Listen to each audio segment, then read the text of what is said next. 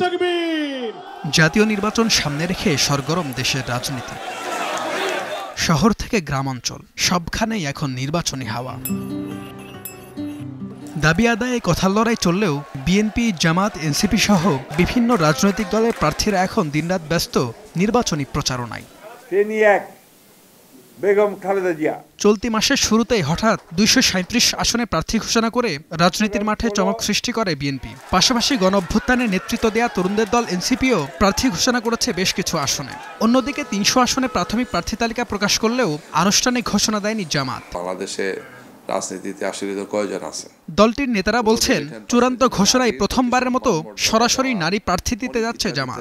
একই সঙ্গে হিন্দু, বৌদ্ধ, খ্রিস্টানদের মধ্য থেকেও প্রার্থী ঘোষণা করবে দলটি। মহিলারা তো আমাদের টোটাল জনশক্তির এখন প্রায় 43% হচ্ছেন মহিলা, এবং মহিলাদের পরিসরে কাজ করেন।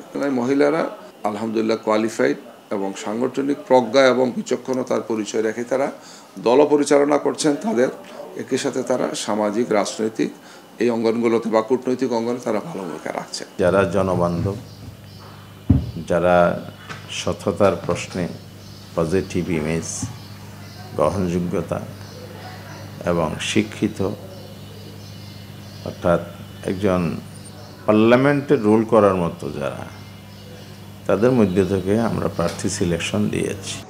এমন বাস্তবতার মধ্যে আসন সমঝোতা নিয়েও বিভিন্ন দলের সঙ্গে দর কষাকষি অব্যাহত রেখেছে জামাত। তবে নারী, হিন্দু কিংবা খ্রিস্টান প্রার্থীদের জন্য কত আসন ছাড়া হবে তা নিয়ে চলছে দেন দরবার। ধারণা করা হচ্ছে নারীদের জন্য 5টি এবং ভিন্ন ধর্মাবলম্বীদের জন্য 4টি আসন ছাড়বে জামাত। আমরা এদের সাথে আলোচনা হচ্ছে, তাদের কমিটির নেতৃবৃন্দের সাথে। তাদের অনেকে আকাঙ্ক্ষা ব্যক্ত করেছেন, আমাদের পক্ষ থেকে প্রস্তাব আছে। এটা আলোচনা ক্রমে ফাইনাল হবে। আলাপ আলোচনা হচ্ছে, সেটা একটা শেষ পরিণতির দিকে গেলে তখন প্রার্থী তালিকা চূড়ান্ত হবে। এটা বিফোর তফসিল হবে কিনা এ নিয়ে ডাউট আছে।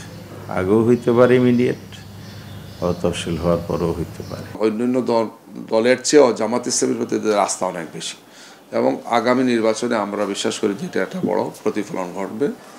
অন্তর্বর্তী সরকারের ঘোষণা অনুযায়ী নতুন বছরের ফেব্রুয়ারিতে অনুষ্ঠিত হবে দেশের 13তম জাতীয় সংসদ নির্বাচন।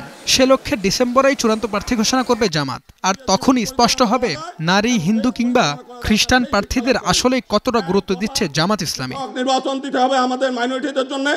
HM Imran, star news, Dhaka.